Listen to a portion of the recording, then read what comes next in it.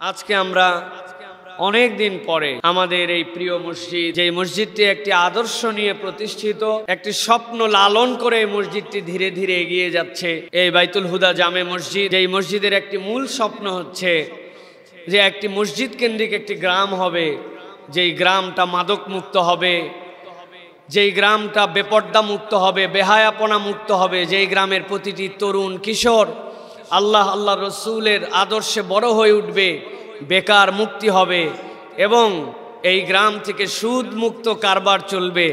একই সাথে আল্লাহ রাব্বুল আলামিন যেন এই মসজিদ কেন্দ্রিক একটি গ্রাম, যেই গ্রামের মাধ্যমে অন্যান্য জায়গাতে একটি মডেল দাঁড় করাতে পারেন, সেরকম কিছু কর্মপদ্ধতি নিয়ে আমরা যে মসজিদটি আল্লাহ রাব্বুল আলামিনের রাজামন্দির উদ্দেশ্যে প্রতিষ্ঠিত করার চেষ্টা করছি, সেই মসজিদে দীর্ঘ সময় পরে একটি ভিন্ন প্রেক্ষাপটে একটি নতুন বাংলাদেশের স্বপ্ন যখন আমাদের হৃদয়ে আবারও আসার এবং আপনাদের কাছে কথা বলার জন্য আল্লাহ আমাকে সুযোগ দিলেন, এজন্য আবারও পড়ছি আলহামদুলিল্লাহ। আপনারা সারা দেশ থেকে, বিভিন্ন দূর দূরান্ত থেকে আমাদের ভাইরা এসেছেন, যারা মহব্বত করেন। 30, 40, 50, 60 কিলোমিটার দূর থেকে অনেক ভাইরা এখানে এসেছেন। সকলকে আমরা আন্তরিক মোবারকবাদ জানাচ্ছি। আজকে আমরা জুমা পূর্ব এই সংক্ষিপ্ত অধিবেশনে নির্ধারিত একটি প্রসঙ্গে কিছু কথাবার্তা বলবো। আজকে আমরা মূলত যে বিষয়ে কথা বলবো খুবই সংক্ষিপ্ত সময়ের কথা, কিন্তু খুবই গুরুত্বপূর্ণ একটি কথা। সেটি হচ্ছে দুনিয়াতে উত্তম এবং অনুত্তম, ভালো এবং মন্দ, এটার দুনিয়াবি কিছু ডেফিনেশন আছে, দুনিয়াবি কিছু বর্ণনা আছে, দুনিয়াবি কিছু ধারণা আছে।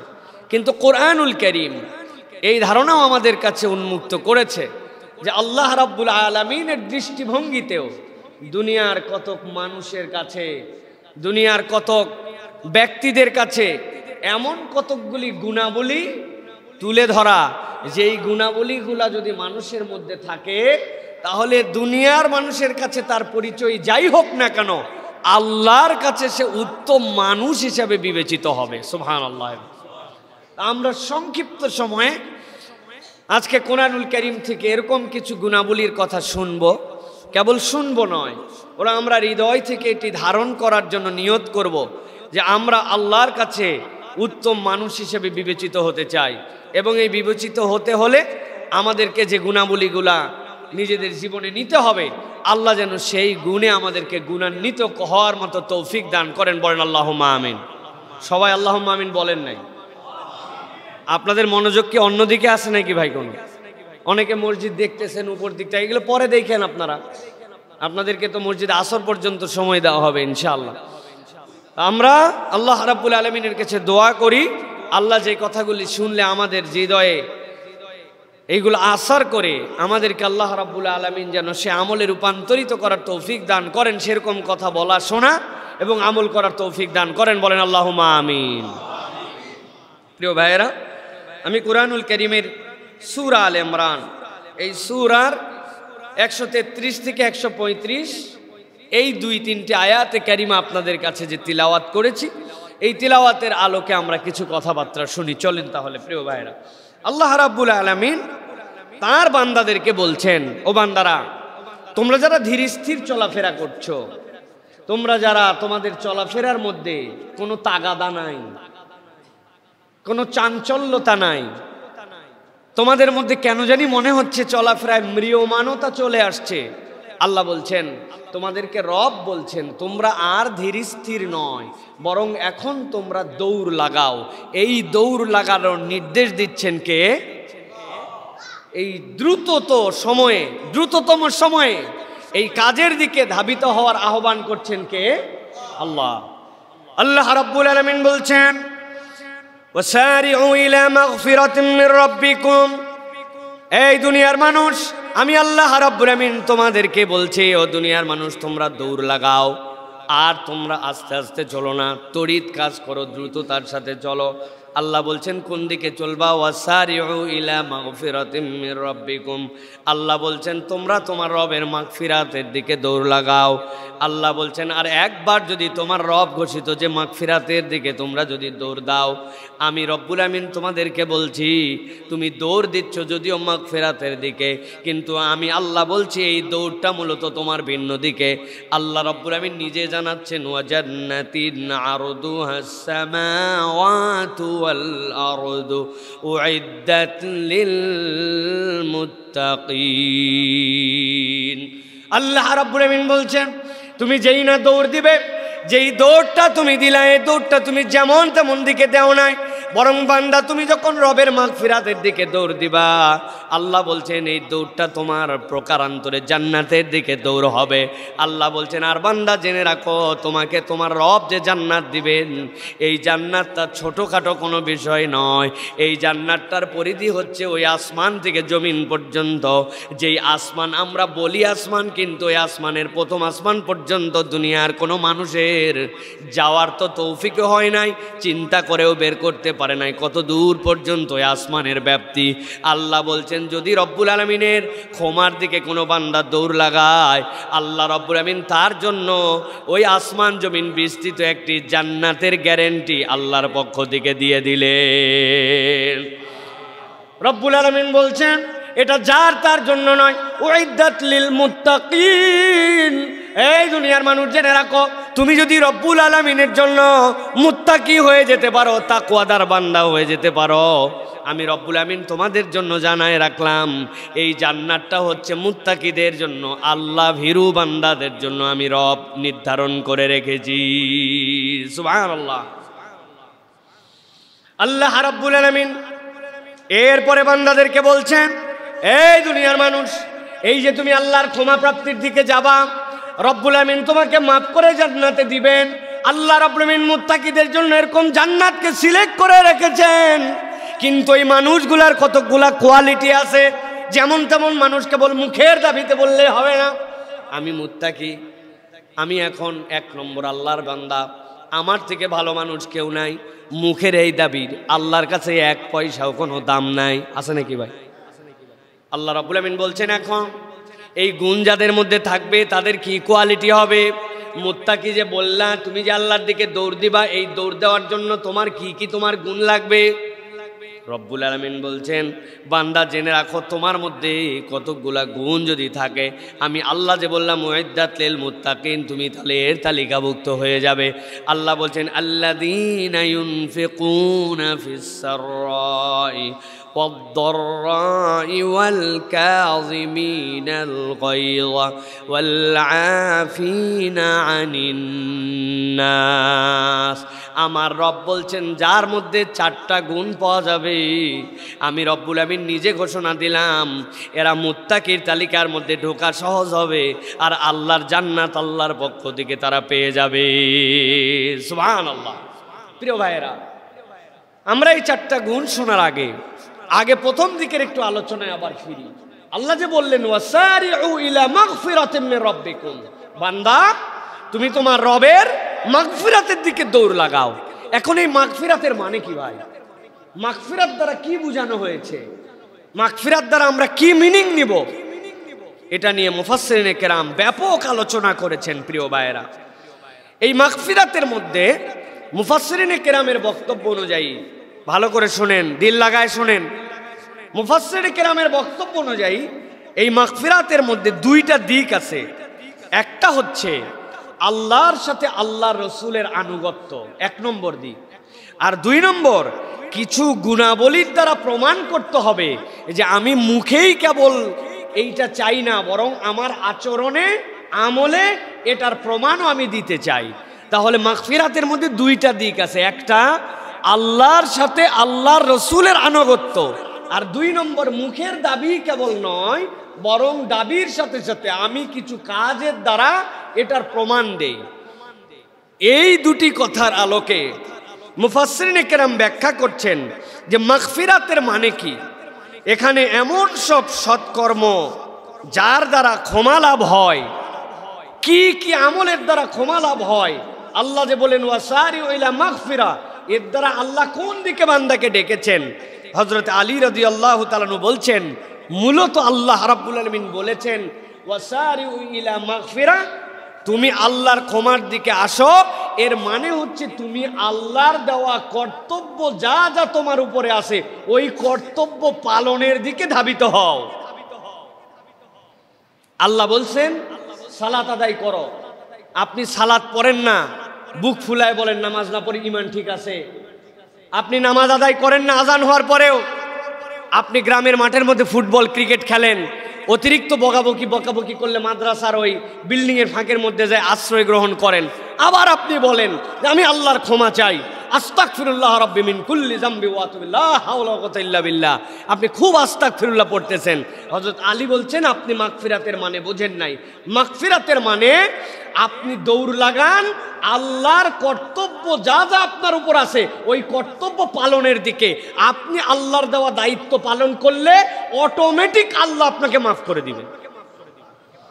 2 নম্বরে হযরত ইবনে আব্বাস রাদিয়াল্লাহু তাআলা বলছেন ওয়াসারিউ ইলা মাগফিরাতিন আই ওয়াসারিউ ইলাল ইসলাম। হযরত ইবনে আব্বাস বলছেন মাগফিরা মানে এখানে ইসলাম। আল্লাহ বুঝাতে চান ও আমার বান্দা তুমি ইসলামের দিকে দৌড় লাগাও, আর তুমি যদি ইসলামের দিকে দৌড় লাগাও ওয়া জান্নাতিন আরদুহাস সামাওয়াতু ওয়াল আরদ, তোমার ইসলামই তোমার জান্নাতে যাওয়ার জন্য যথেষ্ট হবে। সুবহানাল্লাহ। 3 নম্বরে হযরত দাহাক বলতেছেন এইসারিউ ইলা মাগফিরা আইসারিউ ইলাল জিহাদ। এই বান্দা তুমি আল্লাহর দেওয়া প্রচেষ্টার দিকে জিহাদের দিকে দৌড় লাগাও। তোমার জিহাদ তোমার জন্য এমন মর্যাদা কর যে ওই জিহাদ তোমাকে ক্ষমা এনে দিবে, ওই জিহাদ তোমার জন্য যে জান্নাতে যাওয়ার কারণ হবে। হযরতে ইকরিমা বলতেছেন রাদিয়াল্লাহু তাআলা আনহু আল্লাহ রাব্বুল আমিন মূলত এই মাগফিরাত দ্বারা বুঝাতে চান ওয়াসারিউ ইলা তাওবাহ, যে তুমি তওবার দিকে যাও। তওবা মানে কি? তওবা মানে আল্লাহর কাছে ফেরত আসা, নিজের অবস্থান পরিবর্তন করা। আমি যেই জায়গায় ছিলাম ওই জায়গায় দাঁড়াই থেকেই আল্লাহর ক্ষমা পাওয়ার চেষ্টা করা নয়, বরং আমি পরিবর্তন করে নিজে আল্লাহর দিকে ফেরত আসছি, এর নাম হচ্ছে তওবা। তাহলে আমরা 4টা জিনিস জানলাম।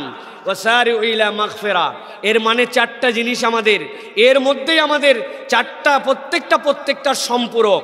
হযরত আলী রাদিয়াল্লাহু তাআলা কি বলছেন যে তোমার জন্য মাগফিরা মানে কর্তব্য পালনের দিকে যাও। হযরত ইবনে আব্বাস বলছেন ইসলামের দিকে যাও। হযরতে দাহাক বলছেন জিহাদের দিকে যাও।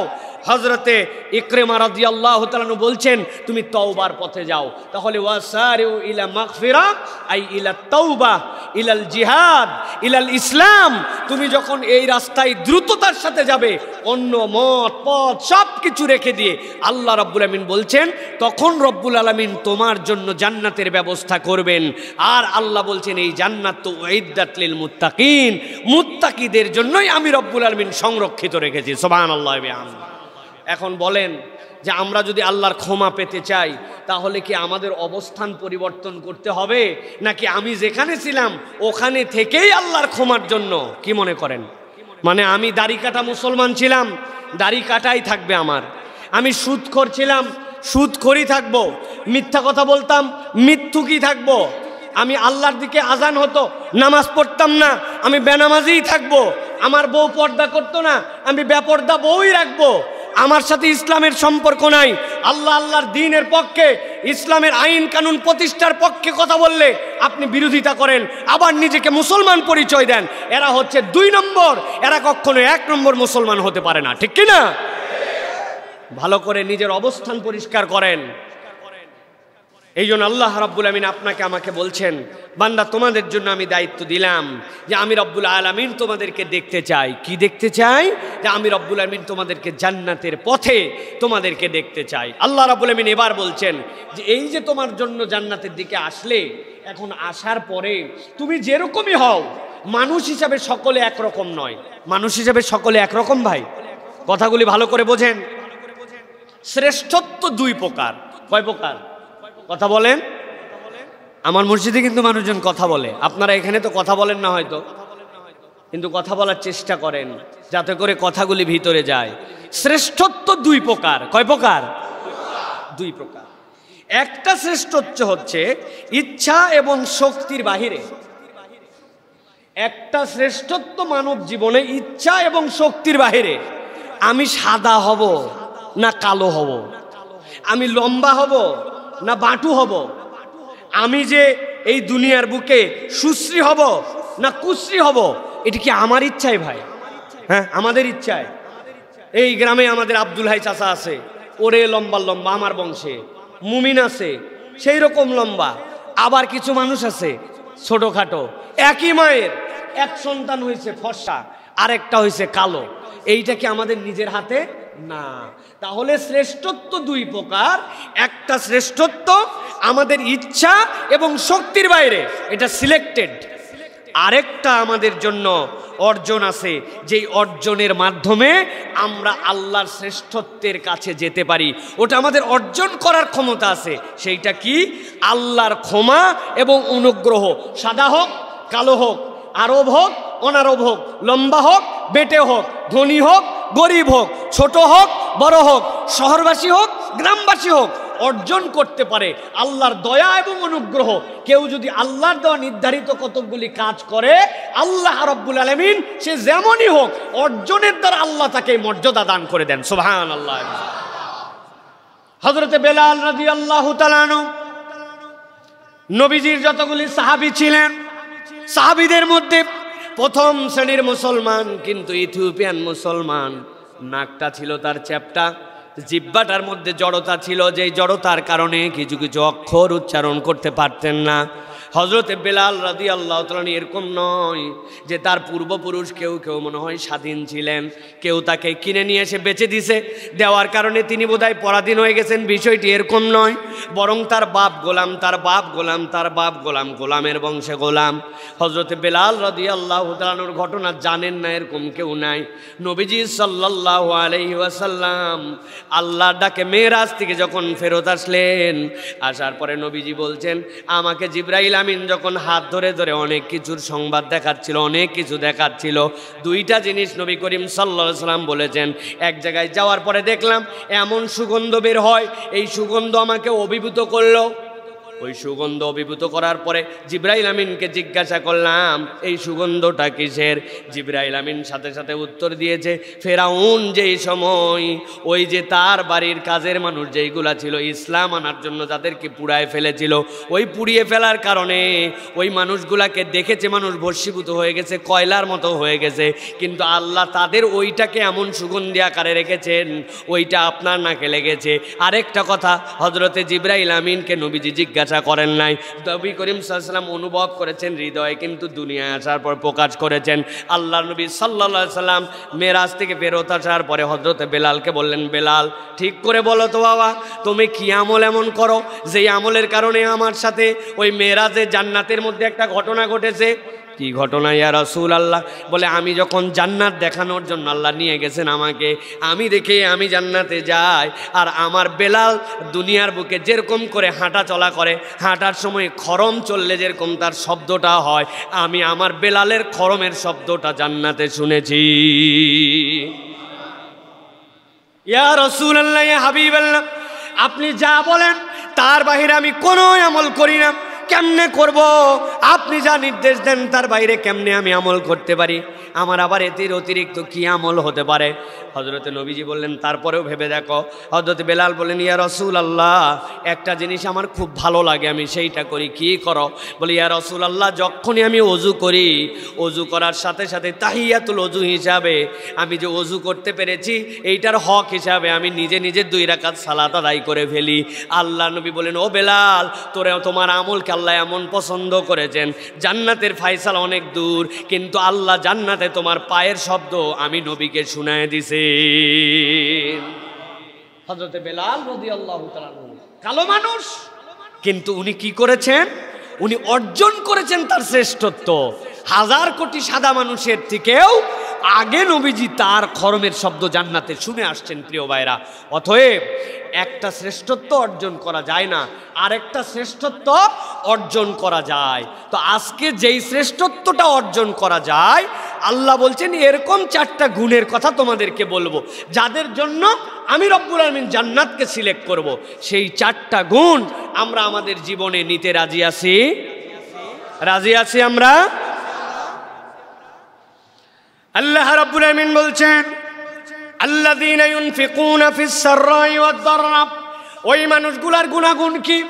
1 নম্বর গুণাগুণ, আল্লাযীনা ইউনফিকুনা ফিস সাররা, ওই মানুষগুলা যখন বিপদে থাকে, ওই মানুষগুলার যখন সচ্ছলতা থাকে না, ওই মানুষগুলার যখন সচ্ছল নয়, হাত যখন তার অত টানাটানির অবস্থা, আল্লাহ রাব্বুল আমিন বলছেন ফিস সাররা ওয়াদ দাররা, এই মানুষ কখনো দান করা ভুলে যায় না।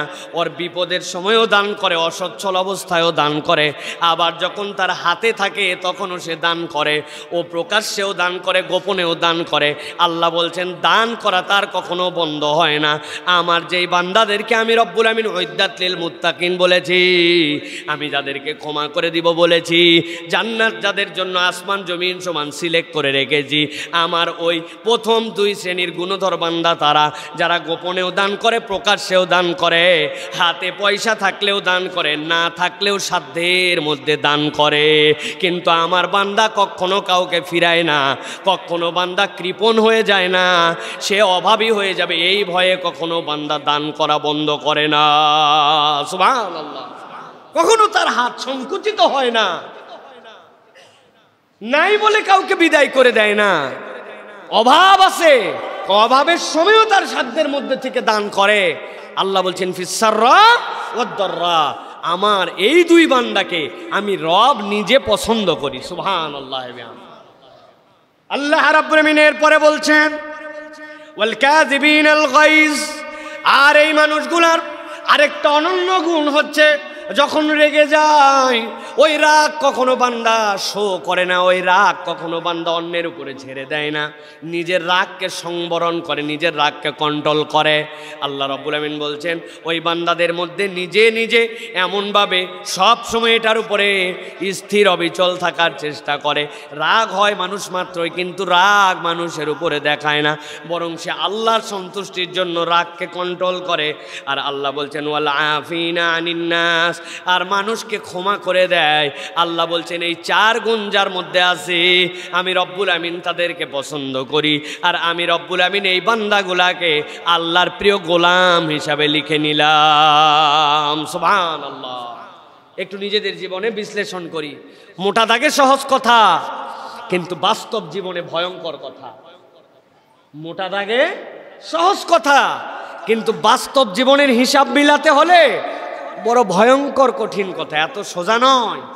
আমাদেরকে শয়তান এমনভাবে কৃপণ বানাইছে যে আমাদের ধন সম্পদ এগুলো সব আমরা আমাদের অর্জন মনে করেছি। অথচ বান্দা বেকুব, ওই যে ফুটবল খেলার মাঠ সামনে, দুইটা ইট 7 দিন ব্যাপী এক জায়গায় রেখে দিন ঘাসের উপরে, 7 দিন পরে তুলে দেখবেন আশপাশের ঘাস সবুজ হয়ে গেছে, নিচের ঘাস ফ্যাকাশা হয়ে সাদা হতে হতে মরণ দশা হয়ে গেছে। তা আপনি না মনে করেন যে আপনার জমি, আপনার ক্ষেত, আল্লাহ রাব্বুল আমিনের সূর্য দুইটা ইট ঢাকায় ফেললে ওই জায়গায় আর কিছু হয় না? আপনার না আছে সূর্য, না আছে আপনার নিজের পানি। বলে পানি নাই মানে? পানি তো আমি স্কিম থেকে দেই। আরে বেকুবের দল আমরা, পানি আমি দেই, মেশিন আমি লাগাই, কিন্তু নিচের পানির লেয়ারের মালিককে, উপরের পানির লেয়ারের মালিককে, সূর্যের মালিককে, অক্সিজেনের মালিককে। জমি আমার 2 বিঘা। আপনার জমি দিয়ে আপনি ভাইসে যাবেন, আপনার জমি দিয়ে আপনি আঙ্গুল চাটবেন, কিচ্ছুই কাজ হবে না রব্বুল আলামিনের এই নিয়ামত না থাকলে। এই জন্য শয়তান আমাদেরকে রিজিকের ভয় দেখায়া আমাদেরকে দান করতে দেয় না। কেননা দান করতে দিলেই এই বান্দা মর্যাদাশীল হয়ে যাবে, জান্নাতের দিকে যাবে। অত বড় বুঝা যে রাগ ভাই, যতই ওয়াজ করুক, নিজেরও সংসার আছে, খরচপাতি আছে, কোন জায়গায় দান করা লাগবে এইটুকু আমরা বুঝি। এইরকম নানান ধরনের ধানাই পানাই কথাবার্তা বলে আমাদেরকে শয়তান কৃপণ বানিয়ে দিয়েছে। প্রিয় ভাইরা, এটা গেল 2টি বিষয়। আরেকটি হচ্ছে ওয়াল কাযিবিনাল গায়জ, আমরা রাগ করি, অতিরিক্ত রাগী। গ্রামের মানুষের মেজাজ সম্ভবত একটু বেশি খিটখিটা হয়, পরিশ্রমী মানুষ, ঠিক না ভাই? কথা বলেন। আমাদের মেজাজকে খিটখিটা হয় না বেশি একটু? আর কারো উপর রাগ করতে পারে না পারে, আল্লাহর বান্দি একটা বাড়িতে নিয়ে আসছে, এইটা তো আমাদের কেনা গোলাম, অথবা এর উপর তো রাগ করাই যায়, তাই না ভাই? খালি রাগ করলে ভিন্ন কথা ছিল, এর সাথে কটু কথা বলা যায়, গালি দেওয়া যায়, বাপ মাকে তুলে পর্যন্ত নিজের বউকে গালি দেওয়া যায়। এটা তো জায়েজ, তাই না ভাই? কথা বলেন, এটা জায়েজ না? উল্টা পাল্টা ফতুয়া দিয়েন না, নিজেরাই ফেঁসে যাবেন। বউরে গালান নাই কারা কারা? হাত তোলেন যে জীবনে গালাই নাই বউরে। অন্তত কোনো গালি না দিলেও ভালোবেসে 2-1 বার ময়াকার গয়ে দীর্ঘই বলছি। বানান করে দিব ভাই? হ্যাঁ, আমরা এরকম গালি দেই কিনা প্রিয় ভাইয়েরা? একটু ভালো করে বিবেচনা করেন। আল্লাহ রাব্বুল আলামিন বলছেন ওয়াল কাযিবিনাল গাইজ, রাগ করবা না, রাগকে দমন করবার। গালি তো অনেক দূরের কথা। নবীজি সাল্লাল্লাহু আলাইহি ওয়াসাল্লাম বলছেন সিবাবুল মুসলিমি ফুসুক ওয়া কিতালুহু কুফর। কোন মুসলমানকে গালি দিলে এটা একটা ফিস্ক, এটা একটা প্রকাশ্য কবিরা গুনাহ। তুমি এটা গালি দিতে পারো না। আর তুমি যদি মানুষকে কতল করো তাহলে এটা তো কুফর। তো আমাদের রাগ আমাদেরকে ভয়ঙ্কর জায়গায় নিয়ে যায় প্রিয় ভাইয়েরা। আর 4 নম্বর, মানুষকে ক্ষমা করার মতো আমাদের কোনো মেন্টালিটি নাই। একটা মানুষ ভুল করে ফেলেছে, আমি তাকে মাফ করে দিব, আমাদের কিন্তু এই টেন্ডেন্সিটা কম। অথচ আল্লাহ রাব্বুল আলামিন এই 4টা গুণ দিয়েছেন, দেওয়ার পরে বলছেন আল্লাহু ইউহিব্বুল মুহসিনিন। আমরা কথা না বলি, হ্যাঁ, আল্লাহু ইউহিব্বুল মুহসিনিন। আল্লাহ বলছেন আল্লাহ রাব্বুল আলামিন মুহসিনদেরকে পছন্দ করেন। তাহলে মুহসিনদের গুণ হচ্ছে 4টা। কয়টা? 4টা। এই 4টা গুণ আমাদেরকে নিজের হৃদয়ের মধ্যে ধারণ করে নিতে হবে। আল্লাহ রাব্বুল আলামিন এরপরে বলছেন দুনিয়ার মানুষ, চেষ্টা তো তুমি করবা, কিন্তু মানুষের দ্বারা সব সময় সবকিছু বাস্তবায়ন করা সম্ভব নাও হতে পারে।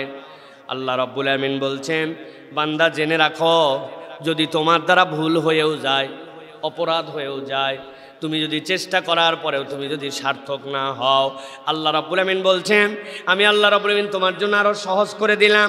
আল্লাহ বলছেন ওয়াল্লাযীনা ইযা ফাআলু ফাহিশাতান আও যালামু আনফুসাহুম। রব্বুল আলামিন বলছেন তোমাদের মধ্যে থেকে কেউ যদি ফাআলু ফাহিশাতান, কোনো ফাহিশা করে ফেলছো, অন্যায় করে ফেলেছো, আল্লাহ যা নির্দেশ দেন নাই এরকম কিছু তোমরা করে ফেলেছো, আল্লাহ বলছেন আও যালামু আনফুসাহুম, আল্লাহর কাছে বলছিলে রব্বুল আলামিন আর অন্যায় করব না, নামাজ আর কাজা করব না, মিথ্যা কথা আর বলবো না, বাপ মায়ের সাথে আর বেয়াদবি করব না, কিন্তু শয়তানের খপ্পরে পড়ে আবার মিথ্যা কথা বলে বসছে, আবার ভুল করে ফেলছে, আবার মুখটা খারাপ হয়ে গেছে, আবার গালি দিয়ে ফেলছে। রব্বুল আলামিন বলছেন তোমরা যদি নিজের জীবনের উপরে, নিজের অন্তরের উপরে তোমরা যদি জুলুম করে ফেলো, আল্লাহ বলছেন আমি রব তোমাদের বাঁচার প্রক্রিয়াটা বলে দিচ্ছি। যাকারুল্লাহ ফাস্তাগফারু লিযুনুবিহিম, সাথে সাথে তোমার রবকে স্মরণ করো, স্মরণ করার পরে তোমার গুনাহ খাতা আল্লাহর কাছে জানায় দাও। রব্বুল আলামিন বলছেন যেই বান্দা ভুল করার সাথে সাথে আল্লাহর কাছে আবার ক্ষমা চায়, আল্লাহর জিকিরে আবার স্মরণ হয়ে যায়, আল্লাহ রব্বুল আলামিন বলছেন আমি গ্যারান্টি দিলাম ওয়া মাইয়াগফিরুয যুনুবা ইল্লাল্লাহ, আল্লাহ ছাড়া তোমাদেরকে আর কে ক্ষমা করতে পারে।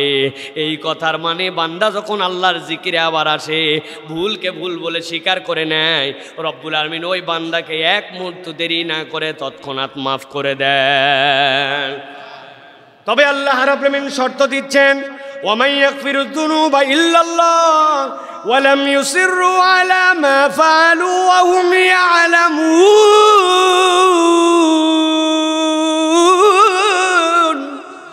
আল্লাহ রাব্বুল আলামিন বলছেন তবে একটা শর্ত আছে তোমাদের জন্য। কি শর্ত?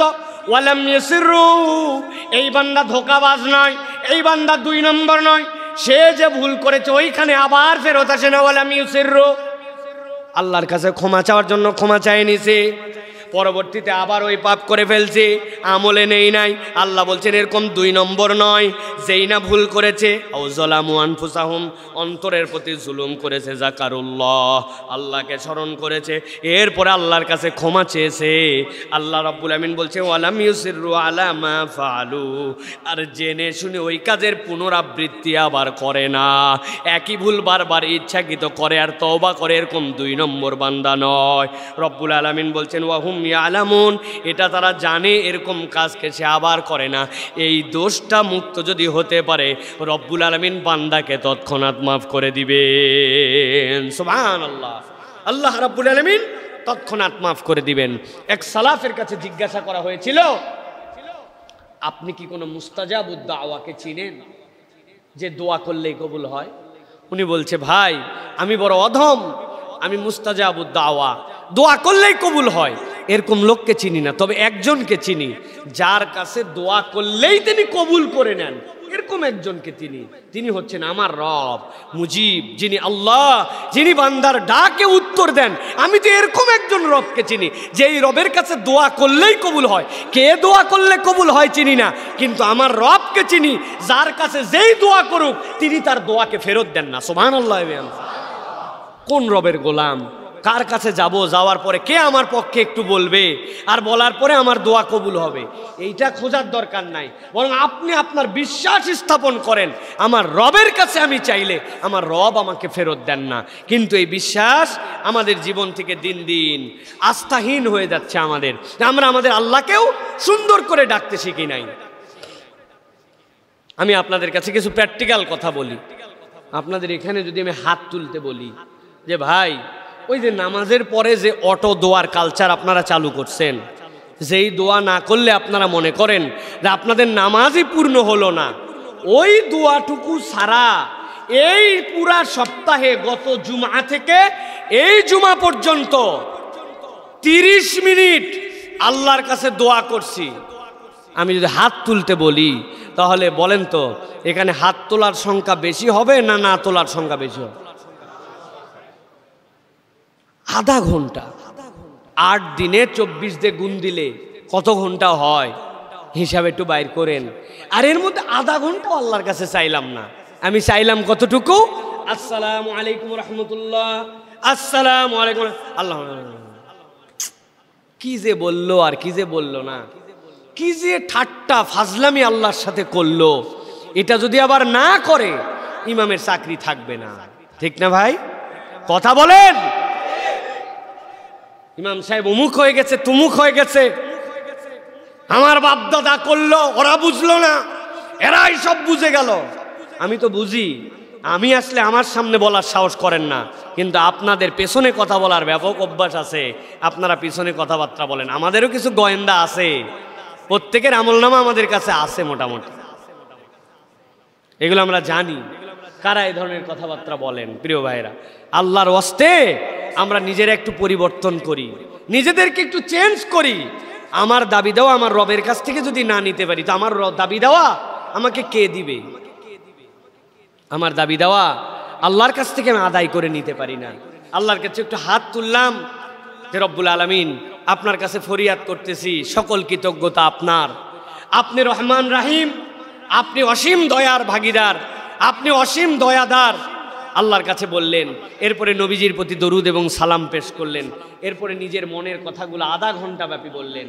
কতবার না আমি গ্রামে আসার পর বলেন আমার ছেলে হুজুর কথা শোনে না, আমার মেয়ের বিয়ে হয় না, ভাই রে ছেলের চাকরির জন্য খুঁজতেছে, একটু দেখো ভাই, একটু দোয়া করো। কত কথাই না আমাদের কাছে বলেন, একজন আরেকজনের কাছে বলেন, কিন্তু যেই কথাটা অপর ভাইয়ের কাছে শেয়ার করতেছেন, নামাজ পড়ার পরে মসজিদের সিঁড়িতে বসে যেই দুঃখের গল্প করতেছেন, ওই দুঃখের গল্পটা আপনার রবের কাছে কোনোদিন বলছেন? আপনি বলছেন? ভাই আমরা বলছি, আমরা আধা ঘন্টা, হাত আর নামতেছে না, সিজদার থেকে চোখগুলা ভারী হয়ে গেছে। বলেন, আমি রাগ করে বলতেছি না, আমি নিজের গাফলতিও আছে, তারপরেও বলছি। এখানে হাত তুলে বলেন 2 রাকাত নামাজ পড়তে আমার 5 মিনিট লাগে, এই রকম করে রুকু সিজদা দিয়ে নামাজ পড়ছি। হাত তোলেন, দেখতে চাই। 5 মিনিট 2 রাকাত নামাজ পড়তে। অবাক হচ্ছেন না ভাই? 2 রাকাত নামাজ আবার 5 মিনিট কি? সূরা ফাতিহা পড়তে লাগে 30 সেকেন্ড, কুল হু আল্লাহ 30 সেকেন্ড, 60 সেকেন্ড, 1 মিনিটে 1 রাকাত, আরেক মিনিট 2, 5 মিনিট করবো কি হুজুর? আমার করার আছে কি 5 মিনিট? আমরা এরকম ভাবি না প্রিয় ভাইয়েরা? অথচ রুকুগুলা 7 তাসবিহ 10 তাসবিহ ভিন্ন ভিন্ন দোয়া দিয়ে হতে পারত। রুকুর থেকে উঠার পরে এই জায়গাতে আল্লাহর কাছে অনেকগুলা দোয়া করতে পারতেন, নফলে আপনি বাংলাদেশ পর্যন্ত দোয়া করতে পারতেন।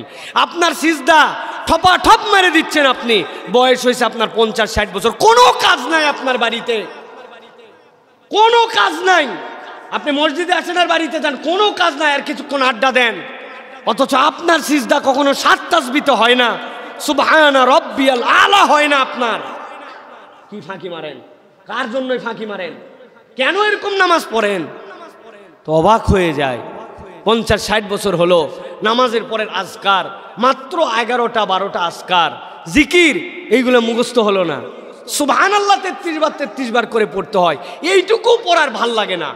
নামাজ শেষ আগুনের বেগে সুন্নতের জন্য দাঁড়ায় যায়, আছে না ভাই? মানে কে জানি উনার পিছনে একটা রকেট বোমা লাগায় দিছে। হ্যাঁ, অথচ ওমর রাদিয়াল্লাহু তাআলার পাশের থেকে একজন নামাজ মুত্তাসিল শেষ করার সাথে সাথে উঠে দাঁড়াইছিল। ওমর রাদিয়াল্লাহু তাআলা জামার আস্তিন ধরে টান দিয়ে তারে বসায় বলছেন, ফরজ থেকে অন্য নামাজের মধ্যে পার্থক্য করো মিয়া, এত তাড়াতাড়ি উঠে দাঁড়াচ্ছ কেন? একটু অপেক্ষা করো, জায়গা পরিবর্তন করো, সামনে পিছে হও, ডানে বামে যাও, কিছু আজকার জিকির করো, তারপরে পড়ো। আর আমাদের এই শাট করে উঠে দাঁড়ায়, কোনো পরিবর্তন নাই। আমার কেমনে হবে তাহলে ভাই? আমি কি আপনাদের কাছে মনে কষ্ট দেওয়া কথা বলতেছি ভাই? আমি আপনাদের কাছে ওই বেজের উপরে কথা বলতেছি। অর্জন দুই ধরনের, শ্রেষ্ঠত্ব দুই ধরনের। একটা অর্জন করা যায় না, সাদা কালো, ধনী গরিব, জমিওয়ালা আর ওই জমিতে কাজ করনেওয়ালা লেবার। এটা কে নির্ধারণ করবেন? এখানে আমার কিচ্ছু করার নাই।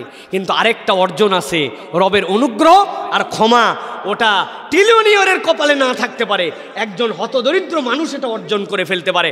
দুনিয়ার সর্বশ্রেষ্ঠ সুন্দর ওর কপালে না থাকতে পারে, যেই লোককে কেউ তাকায় না, কুশ্রী, ওই মানুষটাও অর্জন করতে পারে। এই অর্জনটা হয় আল্লাহর কাছে চাওয়ার মাধ্যমে, আল্লাহর কাছে নিবেদনের মাধ্যমে, আল্লাহর কাছে দোয়ার মাধ্যমে, নামাজ ধীরস্থির হওয়ার মাধ্যমে, নফলে মনোযোগ দেওয়ার মাধ্যমে, আল্লাহর কাছে চাওয়ার পদ্ধতি জানার মাধ্যমে। ঠিক কিনা? এই জন্য এতগুলি কথা বললাম। নির্ধারণ করে নেন, দিনে অন্তত এমন 2 রাকাত নামাজ পড়বো, 5 মিনিট লাগে, এমন ভাবে আমি নামাজ পড়বো আমার কোনো নামাজে 7 তাসবির নিচে রুকু সিজদা হবে না। শপথ করতে পারবেন? আন্দাজি ইনশাল্লাহ বলবেন, গড় ইনশাল্লাহ, যা বলবো তাই ইনশাল্লাহ, বুঝে ইনশাল্লাহ। রুকু দিলাম, সুবহানাল্লাহ সুবহানাল্লাহ সুবহানাল্লাহ, এই লোক আপনি মনে করতেছেন 7 বার বলবে, খালি ইনশাল্লাহ বলে দিন। অত সুবহান রাব্বিল আযীম ঠিক হয় নাই, ও খালি সিজদায় যায় টপ করে কোন রকম, আবার পুরাটাও ওঠে না। আল্লাহর জন্যই নামাজ, অত মাজা সোজা করা লাগবে কেন? 60 করে আসলো, 60 করে গেল। তাও লোকজনের সামনে পড়লে তখন একটু ঠিক করে, ঘরে পড়লে তো ওই জায়গায় আল্লাহ তো ঘরে দেখে না, খালি মসজিদে কিছু ফেরেশতা পাঠায় রাখছে, ওরা মসজিদে দেখে। ঘরে পড়লে তো যা ফাঁকি দেয়, আহা, এর কোনো হিসাব নাই। অথচ সিজদাটা আর 2 সিজদার মধ্যে আল্লাহুম্মা গফিরলি ওয়ারহামনি ওয়াহদিনি ওয়াআফিনি, এই দোয়াটুকু যদি জানতাম তাহলে আমার জন্য এইটা পড়ার জন্য অপেক্ষা করতে হতো। আমার এই কালচার নাই। আমাদের কাছে ইমাম সাহেবদের সামনে আমার সম্পর্কে আমাদের কাছে অভিযোগ দেয় এইগুলো কথা বলার পর, যে হুজুর বলেন তো অনেক, আমরা ইমামের পিছনে নামাজ পড়ে পড়ে তো এই অভ্যাস হয়েছে। ইমাম সাহেব নিজেই তো সময় দেয় না, উনি রুকু সিজদার মধ্যে সময় দেয় না, 2 সিজদার মধ্যে উঠে আর যায়। হুজুরের তারা আছে, ওই জন্য হুজুর পড়ে না। এখন বলেন, আমরা যদি না শুধরাই তাহলে মুসল্লি কেমনে শুধরাবে? প্রিয় ভাইয়েরা, আসেন যেই শ্রেষ্ঠত্ব অর্জন নিজেরা করা যায়, ওই শ্রেষ্ঠত্বের পথে আমরা হাঁটি।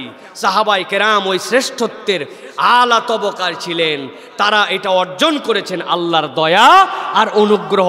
এইটা সবচেয়ে বেশি হয় সালাত আর আল্লাহর কাছে দোয়ার মাধ্যমে।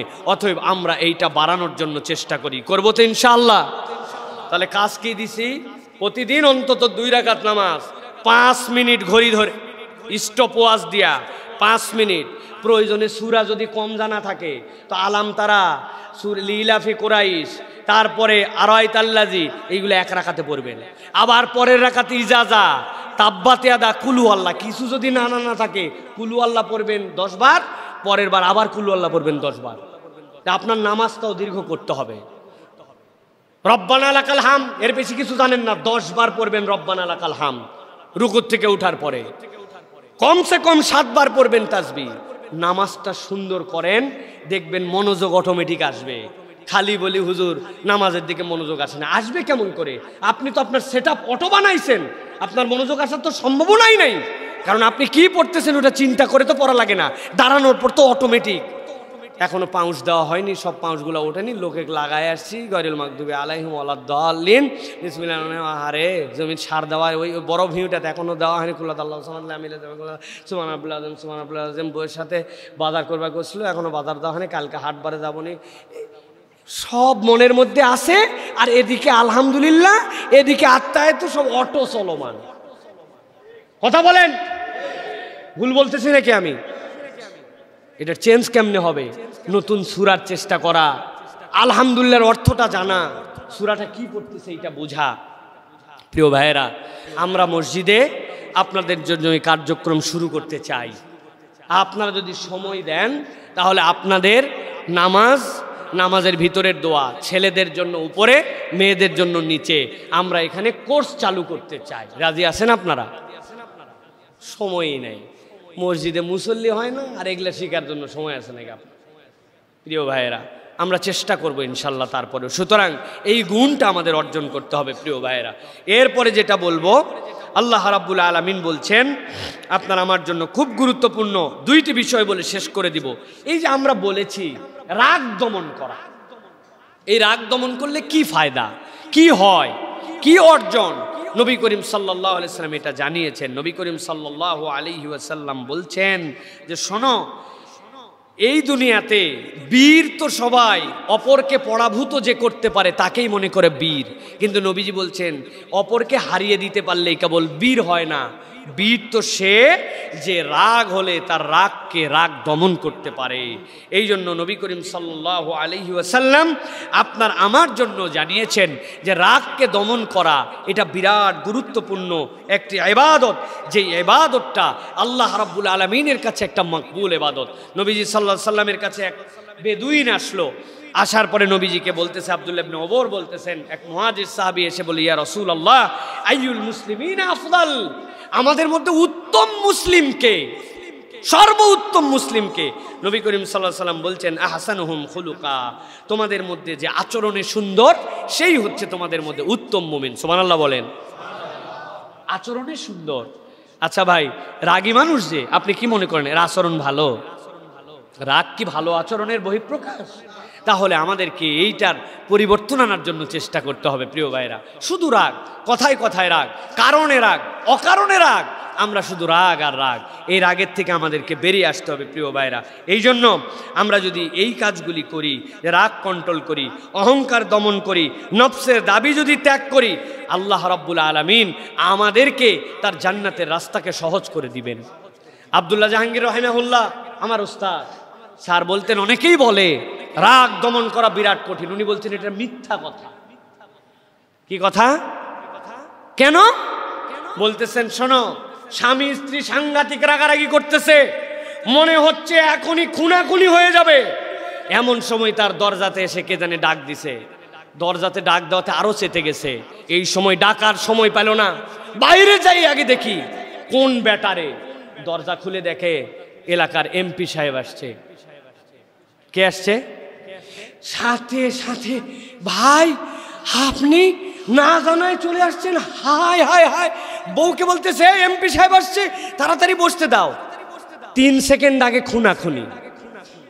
বাহিরেও গেছিল ওই মুড নিয়ে যে যেরকম সেরকম বেটা যদি ফকির মিসকিন হতো তোর নাকে বক্সিং লাগাই দিত, তুমি আসার সময় পাও না। হ্যাঁ, আর যেই এমপি সাহেব দেখছে পুরা পানি হয়ে গেছে, তার মানে মানুষ চাইলে তার রাগকে দমন করতে পারে, এই ক্ষমতা তার মধ্যে আছে, ঠিক কি না? তা আপনি এমপিকে ভয় করেন, আপনি অমুককে ভয় করে যদি পারেন, তাহলে আপনার আল্লাহর নির্দেশ দিছে যে তুমি রাগকে দমন করো, তাহলে আল্লাহর দিক তাকায় বান্দা যখন রাগ দমন করে, আল্লাহ বলছেন ওই বান্দার জন্য আসমান জমিন সমান একটা জান্নাত আমি আল্লাহ রাখছি। সুবহানাল্লাহ। এটা আপনার রব দিবে আপনাকে। অতএব প্রিয় ভাইরা, রাগ হবে আমাদের, কিন্তু রাগটা অন্যায়ভাবে দেখানো যাবে না, এটা আমাদের জন্য বিরাট বড় একটা বিষয়। নবী করিম সাল্লাল্লাহু আলাইহি সাল্লাম বলছেন, দুনিয়ার মানুষ শোনো, মান কাযিবা গায়জান ওয়া হুয়া কাদিরুন আলা আন ইয়ানফিযা, দুনিয়ার বুকে একজন ব্যক্তির গল্প শোনো, যেই ব্যক্তির রাগ হয়েছে এবং যৌক্তিক কারণে সে এই রাগের প্রতিশোধ নিতে পারে, ক্ষমতা আছে, চাইলে দেখাই দিতে পারি, কিন্তু নবীজি বলছেন সে আল্লাহর দিকে তাকায়া তার রাগকে দমন করেছে। দাআহুল্লাহু সুবহানাহু ওয়া তাআলা আলা রুউসিল খালাইক ইয়াউমাল কিয়ামাহ, আল্লাহ কিয়ামতের দিনে যত তার সৃষ্টি আছে ওই সৃষ্টির মধ্যে ওই ব্যক্তিকে ডাক দিবেন, সামনে আয়। তোর রাগ ছিল যৌক্তিক কারণে দেখাতে পারতি, ক্ষমতা ছিল, কিন্তু তারপরেও তুই রাগ দেখাস নাই, তুই চেপে গেছিস, তোর রাগকে দমন করছিস, দুনিয়ার কারো দিকে তাকায় নয়, বরং দুনিয়ার পাওয়ার ক্ষমতা দাপটে তুই দেখাতে পারতি, কিন্তু তুই চেপে গেছিস। আল্লাহ সকলের সামনে ডাকবেন। এরপরে নবীজি বলছেন মালা আল্লাহু কলবাহু আমনান ইয়াউমাল কিয়ামা, আল্লাহ রাব্বুল আলামিন ওই দিন তার অন্তরকে প্রশান্তি দিয়ে ভরায় দিবেন। যেই দিন পুরো হাসরের ময়দান বিপদ, ওই দিন আল্লাহ তার অন্তরে শান্তি আর শান্তি ঢুকায় দিবেন। সুবহানাল্লাহ। তাও কার সামনে? সকল সৃষ্টির সামনে আল্লাহ মঞ্চে নিয়ে আসবেন। এই সেই লোক যাকে আমি আল্লাহ পছন্দ করেছি, ক্ষমতা থাকার পরেও রাগ দেখায় নাই, স্ত্রীর সাথে খারাপ ব্যবহার করে নাই, এলাকাবাসীর সাথে খারাপ ব্যবহার করে নাই, ছোটদেরকে উচ্চ তুচ্ছ তাচ্ছিল্য করে নাই, বিরোধী দলকে ইচ্ছামতো দমন পীড়ন করে নাই। রাগের যৌক্তিক কারণ থাকার পরেও সে আল্লাহর দিকে তাকায়, রাগ হয় নাই। আল্লাহ বলছেন সকল সৃষ্টির সামনে ডেকে এনে আল্লাহ তার অন্তরে প্রশান্তি ঢুকায় দিবেন, আর সকল সৃষ্টি মাখলুকাতকে দেখাবেন আমি আমার বান্দাকে পছন্দ করি। সুবহানাল্লাহ। তাহলে কত বড় রিওয়ার্ড! এই রিওয়ার্ডটা আমাদের জীবনে দরকার প্রিয় ভাইয়েরা। রাগ আমাদের জীবনে বিরাট ক্ষতি করে ফেলে। রাগের বিখ্যাত গল্প আপনাদের কাছে বলেছি এর আগেও। এক ছেলে, তার অনেক রাগ হয়, বাপকে বলছে আমি কি করব? বাপ বলছে এইখানে 50টা প্যারেক আছে, জলই আছে, আর এই যে তোমার হাতুড়ি আর ওই যে ওয়াল, এই ওয়ালের মধ্যে যতবার রাগ হবে একবার করে যায় গাড়বা। যেই ওয়াল চিকনা করা, সিমেন্টের উপর দিয়ে আবার প্লাস্টার উপর চিকনা দেওয়া, ওই ওয়ালের মধ্যে পেরেক ঢুকানো কেমন ঠেলা জানেন তো ভাই। এখন বাপ বলছে রাগ দমন সে করতে চায়, অতএব তাকে বলছে যতবার রাগ ততবার ওই জায়গায় কাঁটা গাড়বে। কাঁটা গাড়া বিশাল কষ্ট। ওই প্রথম দিন 5টা কাঁটা গাড়ছে, এরপরে চিন্তা করছে রাগ করলেই তো বেশি গাড়া লাগবে, বাপের সাথে ওয়াদা দিছি, অথবা আমার রাগ কমান লাগবে। আস্তে আস্তে কমাতে কমাতে কমাতে 1 দিন 2 দিন 3 দিন আর তার গাড়াই লাগে নাই। সে চিন্তা করছে আর আমার রাগ নাই। বাপকে বলছে আব্বা এখন আমি কি করব? বলে বাবা এখন তোমার গাড়া যেহেতু শেষ, এখন তুমি প্রত্যেক দিন 2টা করে কাঁটা এখান থেকে উঠবে আর 2জন মানুষের সাথে হাসি মুখে কথা বলবে। ও যত কষ্টে গাড়ছে, উঠানো আরো কঠিন। আপনার কাছে যদি প্লাস না থাকে তাহলে একটা কাঁটা খালি গাইরে ওই কাঁটাটা যদি উঠাতে বলে ওই হাতুর দিয়েও মাথা খারাপ হয়ে যাবে, ঠিক না ভাই? সব কাঁটা তারপরে সে উঠাইছে। এরপরে বাপকে বলছে আমি আমার রাগকে কন্ট্রোল করছি। ওর বাপ হাতে করে নিয়ে যায়। এটা যদিও একটা লৌকিক গল্প কিন্তু শিক্ষণীয়। বলছে বাবা যেইখানে তুমি কাঁটা গেড়েছিলে আর উঠাইছিলে, চলো তো ওইটা দেখতে যাই। দেখার পরে দেখে ওই ওয়ালের আর কোনো সিঁড়ি নাই, কাঁটা গাড়া আর তোলাতে ও বেইজ্জত হয়ে গেছে, ওয়াল হয়ে গেছে পুরো এবড়ো থেবড়ো। বলছে দেখো প্রত্যেকবার যখন রাগ করো তুমি এই প্রভাবটা তোমার অন্তরের উপরে অন্য কারো প্রভাব পড়ে, এইটা মানুষ দেখতে পায় না কিন্তু ছিন্ন বিচ্ছিন্ন করে ফেলে মানুষ। মান জমিন সমতুল্য একটি জান্নাত আল্লাহ সিলেক্ট করে রেখেছেন। সুবহানাল্লাহ। অতএব আমরা কি আজকে শপথ নিতে পারি ভাই যে আমাদের সাধ্যের মধ্যে আমরা সব সময় দান করব ইনশাআল্লাহ? রাজি আছেন ইনশাআল্লাহ? প্রিয় ভাইরা, দান তো আমরা অনেকেই করতে চাই, কিন্তু আমরা তো আমাদের মসজিদগুলোতে দেখি যে মসজিদগুলো মানুষের কাছে চায়, মসজিদগুলো মানুষের মুখাপেক্ষী, মসজিদে পর্যন্ত আমরা প্রপারলি দান করতে চাই না। আমরা যদি একটা ছোট্ট মেকানিজম করি কেমন হয় ভেবে দেখেন তো। পুরা দেশের যত মুসল্লি তাদের কাছে, পুরা পৃথিবীর যত মুসল্লি তাদের কাছে আমার নিবেদন, আপনার মসজিদে যদি জামে হয় আর ওই মসজিদে ন্যূনতম যদি 100 মুসল্লি হয়, উপরে 200, 500, 1000 মুসল্লি হয়, আমরা যদি একটা সিদ্ধান্ত নেই যে আমরা আমাদের মসজিদকে কারো মুখাপেক্ষী করব না, আমাদের যে মসজিদ জামে যত বড় তার খরচ তত বড়, যেটা যত শহরে তার খরচ আস্তে আস্তে বাড়ে, গ্রামের দিকে কম শহরে বেশি। তা আমরা যদি একটা রেশিও নির্ধারণ করি যে আমরা জুমার দিনে একই বাড়ির থেকে 2 জন আসি, 4 জন আসি, 5 জন আসি, আমরা সিদ্ধান্ত নিব জুমার দিনে কমসে কম আল্লাহর ঘরে আমরা নিম্নে 20 টাকা দিয়ে আমরা শরীক হব। কয় টাকা? উপরে আপনার ইচ্ছা, উপরে আপনি 1000 দেন, 2000 দেন, আপনি আপনার কলিজার থেকে মসজিদে দেন। মান বানা লিল্লাহি মাসজিদান বানাল্লাহু লাহু বাইতান ফিল জান্নাহ। আল্লাহর ঘর নির্মাণে, আল্লাহর ঘরের উন্নয়নে সহযোগী হন, আল্লাহ আপনাকে জান্নাতে ঘর বানায় দিবেন। কিন্তু আপনার কোনো সামর্থ্য নাই, তাও এইটুক সামর্থ্য অন্তত আছে, 20 টাকা দিয়ে আপনি শরীক হতে পারবেন? পারবেন না? 2 বন্ধু চা খায়, চা খাওয়ার বিল দেওয়া নেই, একজন আরেকজনের সাথে ঝুলাঝুলি করে, ওর কোনো কামাই নাই, ওই স্টুডেন্ট কিন্তু চায়ের বিল এক বন্ধুকে আমার এলাকায় আসছি, হ্যাঁ তুই চায়ের বিল দিবি মানে, ওরে বাবারে ঠেলা ঠেলি, চায়ের বিল দিতে দিবে না, বিড়ির দাম দিতে দিবে না, আছে না ভাই? আহা, আর ওই বান্দারা স্টুডেন্ট বলে আপনি মসজিদে দিবেন না, আপনি রিক্সাওয়ালা বলে মসজিদে দিবেন না, হবে না। 20 টাকা দেওয়ার মতো সামর্থ্য আপনাকে করতে হবে। একই বাড়ির থেকে বাপ দাদা ছেলে চাচা আসলে সকলের ভাগে দিতে হবে। 100 মুসল্লি যদি 20 টাকা করে দেয়, যেই মসজিদে ন্যূনতম 100 মুসল্লি যদি হয়, নাই এখন বড় হয়ে গেছে, কয় টাকা হয়? 2000 না? মাসে যদি ন্যূনতম 4 জুমা হয়, কয় হাজার টাকা হয়? 8000 টাকা হয়। আর কেবল 20 টাকাই দিবে মানুষ? কারো তো 50 টাকা দেনেওয়ালা আছে, কেউ তো 100 টাকা দেনেওয়ালা আছে। তো আমরা যদি 10,000 টাকা একটা মসজিদে কালেকশন হয় জুমার দ্বারা, তাহলে 100 মুসল্লির মসজিদের, ওই মসজিদের মোটামুটি মেনটেনেন্স, ইমামের খরচ ওইখান থেকে হয়ে যায়। যেই মসজিদে 5000 মুসল্লি, ওইখানে তো 1 লাখ টাকা হবে। যেই মসজিদে 3000 মুসল্লি, 80,000 টাকা হবে। তাহলে মসজিদ কেন বাহিরে বাহিরে যাবে? আমরা কি এটা একটা আন্দোলন বানাতে পারি না, যে আমরা যারা মুসল্লি আমরা শপথ করব মসজিদের ন্যূনতম 20 টাকা? আরও কাহিনী আছে, মা বোনেরা অনেক সময় মসজিদে আসে না, আপনি বলবেন মা জুমার দিন তোমার 20 টাকা দাও, আপু তোমার 20 টাকা দাও, বড়াম্মা আপনার 20 টাকা দেন আল্লাহর ঘরের জন্য। আপনি দেন, আপনিই তাকে টাকা দেন, দিয়ে নিয়ে আসেন, আপনার বাড়ির টাকাটা একদিন জমা করেন। আমরা যদি এই কালচার করি, মসজিদ কারো কাছে চাইতে হবে না। ভাই আপনি স্থায়ী সদস্য টাকা দেন, ইমাম সাহেব দৌড়াতে দৌড়াতে অবস্থা খারাপ, মুয়াজ্জিন দৌড়াতে দৌড়াতে অবস্থা খারাপ, এসি চলে তার বিল দেব কেমন করে? ইমাম মুয়াজ্জিনের যে সম্মানী, ওইটা দিয়ে বলার মতো নয়। সভাপতি সেক্রেটারি যে বাজার করে খায় প্রত্যেক মাসে, ওই রেশিওতে হিসাব করে ইমাম মুয়াজ্জিনের কমসে কম সম্মানী নির্ধারণ করতে হবে। হ্যাঁ, আপনি কেন ইমাম মুয়াজ্জিনকে এরকম করবেন? এটা তো ঠিক নয়। কিন্তু তার আগে আমাদেরকে আন্দোলনে শরীক হতে হবে। রাজি আছেন আপনারা? রাজি আছেন ইনশাআল্লাহ? রাজি তো থাকে, কিন্তু আমার মসজিদের মুয়াজ্জিন একটা ভিন্ন কথা বলছে। হুজুর এত ওয়াজ করলেন আপনি সারা দেশ পরিবর্তনের জন্য, আপনার মসজিদেই তো চেঞ্জ হয় না। বলে কেমনে? কয় এই সপ্তাহে 61টা কয়েন পাইছি। কয়টা কয়েন? এর মধ্যে 1 টাকাও আছে, 2 টাকাও আছে। আমি বললাম ভাই অনেক লোক 20 টাকাই দেয়, কিন্তু 20 টাকার কয়েন 1 টাকা করে জড়ো করে দিতে। বলছে হুজুর আন্দাজি বলেন না, এই সময় 20 টাকার কয়েন 20টা নিয়ে আসার লোক নাই, এরা 1 টাকাই দেনেওয়ালা পার্টি। চিন্তা করছেন আপনি? এখন আপনি লজ্জা লাগে না যে আপনি আল্লাহর ঘরের জন্য যেই কয়েন আপনার ফকির মিসকিন নেয় না, আপনি আল্লাহর ঘরে দেন? আল্লাহর ঘর অচল থাকবে না। কিন্তু আমি যদি সচল করি, জান্নাতের ঘরটা আমার জন্য সচল হবে। আমরা আন্দোলনের রূপ দেই, মসজিদ কারো মুখাপেক্ষী হবে না। মুসল্লিরা, তার জুমার মুসল্লিরা মসজিদকে আল্লাহর ঘর হিসাবে দাঁড় করাই দেবে ইনশাআল্লাহ। রাজি আছেন ইনশাআল্লাহ? এটা গণ আন্দোলন। যে মসজিদে যান, যখন যান শরীক হবেন। এটা এমন ফিক্সড ডিপোজিট, যেই ডিপোজিট কখনো আল্লাহ রাব্বুল আলামিনের কাছ থেকে হারাবে না, আপনি আপনারটা বিনিময় পাবেন। গ্রামের লোকজন, আমি আপনাদের কাছে এটা অনুরোধ দিয়ে গেলাম, আপনারা মেহেরবানি করে কঞ্জুস হয়েন না, মিসকিন হয়েন না। আল্লাহর ঘরে 10 টাকা দিয়ে হিসাব করে 10 টাকার দাতা সদস্য। লজ্জা লাগে না বলতে?